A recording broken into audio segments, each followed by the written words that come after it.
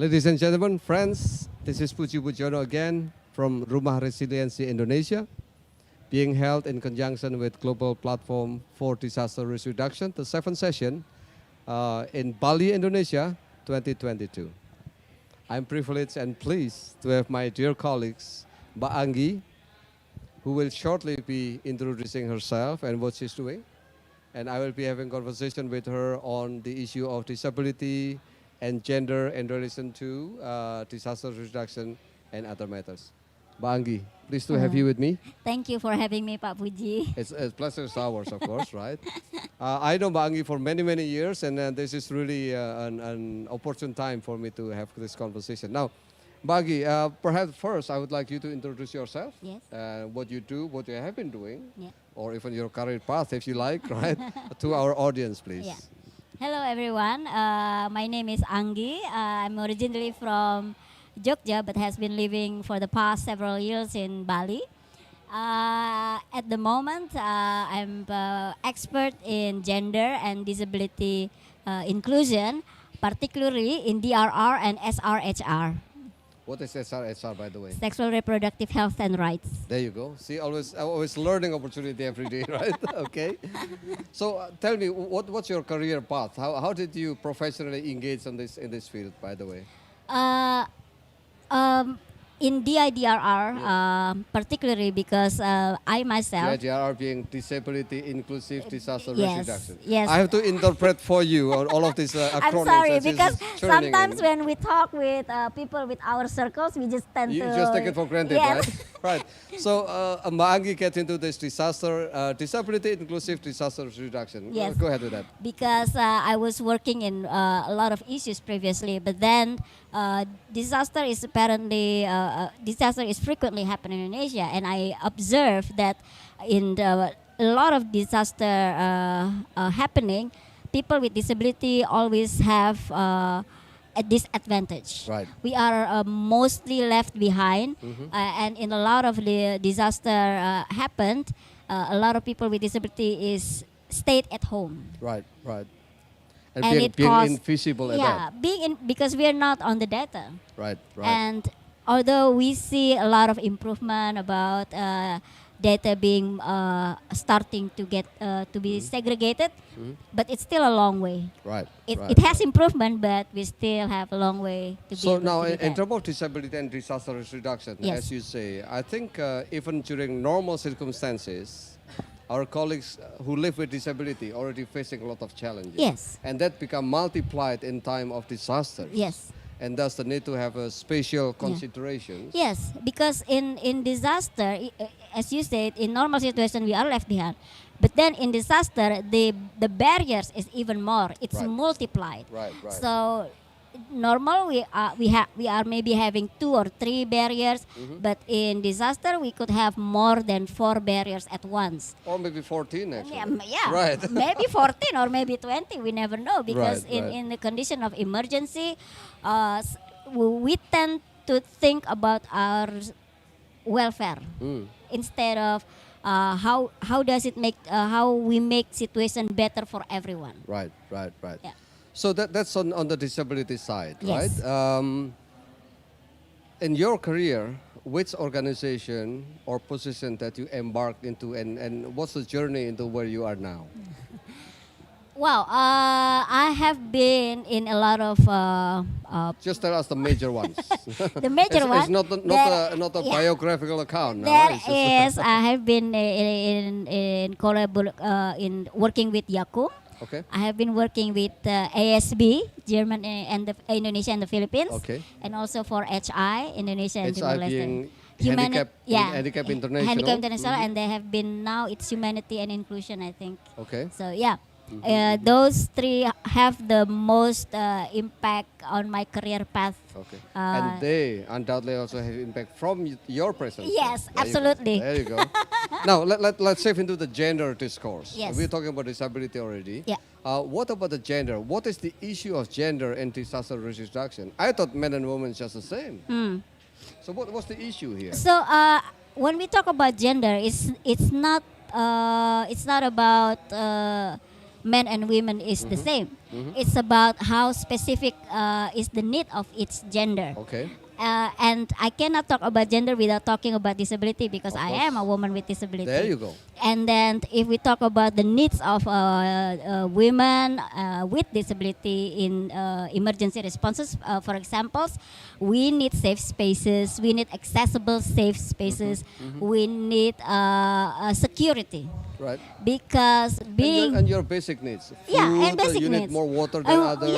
More water, more specific food because there are people, not only people with disability, but also women who have certain needs of food that is for their health, for their nutrition. So let's go back to the Yeah. gender. What Yeah. is the issue with the gender in disaster risk reduction? The issues in gender for disaster risk reduction is that we tend to, for example, the information is and the implementation is basically most is being distributed to the men to men circles. And then the women is trickle down. By socio-cultural division, men become more prominent, more visible. Okay. They make the decision, but women is the one who is doing everything. Right, Because, right. you know, women is always associated with nurturing and stuff, and then women, and then men is the one who's working hard. But in reality, the fact is, women, because we are associated with nurturing nature, we tend to have more workload. So, in brief, what you're saying is men like me, I could speak for myself, go out there in the society and do things. But women actually, as you said earlier, that you have additional things that attach to you. Yes.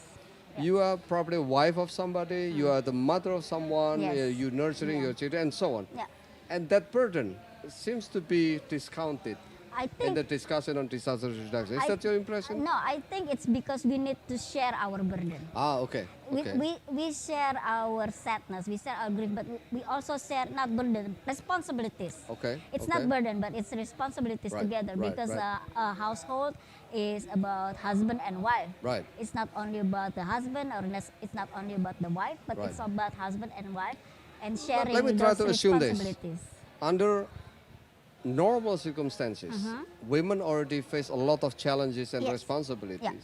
Now, in time of disasters, that also multiply That's also with a lot multiply. of constraints. Yeah, because then because we need more water, right? Correct. For the family necessities, and that Where men doesn't think that way. yeah. Yeah. So okay. we need to find ways. It's our fault. I'm sorry.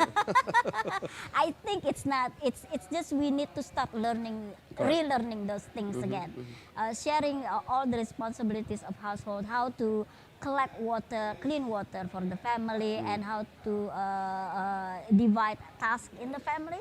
Tell me, so I get the impression from you, in the normal society, under normal environment, it's going to be difficult to change this division of male and female in the household chores, for example. But would you say that, particularly in time of distress, like a crisis and disaster, Yeah. we actually need to relearn and reframe some of this responsibility Yes. division between men and women? Is that what Yes. you're saying? Yes. Okay. It's not Okay. because in the shocking situation, Yeah. in desperate measures, we can change our habits. Right. Because it's like learning new habits. And it's an opportunity to change, isn't it? And it's an opportunity to change. So it's not always the bad things that we Yeah. can. There's always silver lining of this thing. Okay. Let's learn about resharing responsibilities in the families, you know, and And also social responsibility social outside. No? responsibilities outside as well. So, colleagues, look, this is very fascinating conversation I have with Anggi on the issue of disability and gender in the context of disaster risk I think we need reduction. more than 15 minutes, Pak. I think we need 3 months to talk about this, right? But the time is always our enemy. Yes. Listen, that's already fascinating and challenging for all of us. But let me ask you this. What kind of schemes, what kind of planning, conversation, discussion that you have been involving, Yeah. that you have made your mark because of Anggi, that this piece of policy has been crafted, for example?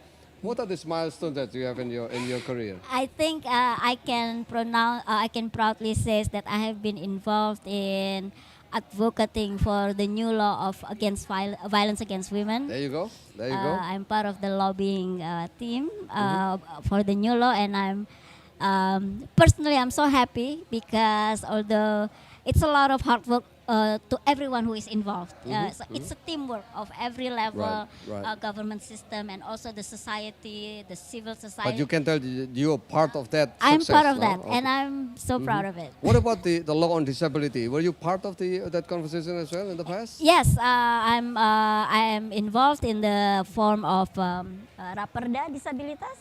This is the local regulations. ordinances Yeah. and regulation on disability The city of Jogja. of the city of Jogja. Yes. Right. What about in gender track? What have you contributed to the gender world? In the gender world, I learned from my seniors, and I'm more specifically in the intersection of gender and disability. Right. Of course. So of course. I'm one of the person who is specifically mentions that I'm aware of the gender, and I'm the At the same time, expert in disability. Yes. And now you add into your CV the violence against women. Yes. There you go.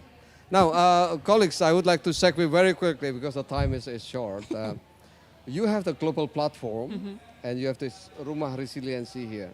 In your mind, Mbak Anggi, how important is this platform for you to push your agenda? I think it's very important because we need to make our presence acknowledged by the public in all aspects of life. And this Rumah Resilience Indonesia is one of the tools, especially when we talk about the national and international level. We need support from all levels of movement, activities, and agent of government to support our cause and to take part, because we have to realize that it is the government, it is international partnership that can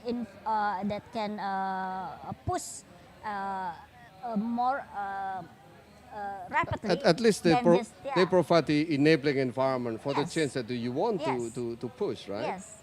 And I think another potential is that you could also reach on your own colleagues in the advocacy circles among disability and gender who tend to be separated sometimes. But with your personality being a disability and women and advocate of gender violence at the same time, this could be a converging agenda, right? And also I'm quite talkative. And because you're talkative, then you go there. Now it's quite obvious by now. So yes. So, Mbak Anggi, now just to end this conversation, if you had to give 3 key messages to our audience, what would that be? That then leave the mark of Anggi has been here. Yeah. So go ahead, speak to our audience. 3 words, yeah. Three key points. Actually. 3 key points. Yeah.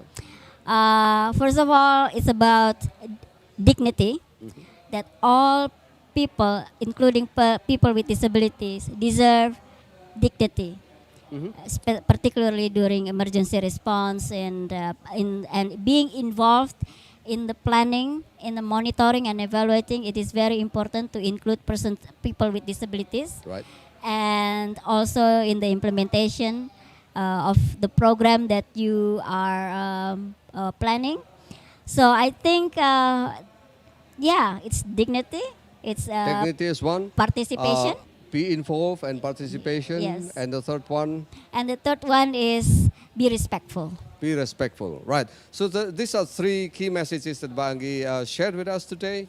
I think I've been very privileged to have you with us. Mbak Anggi, Thank you, Pak very Puji, much. for having me. And, I'm so happy to see all of you here. Of course. And then we should repeat this with a longer conversation, as you Yes. said earlier.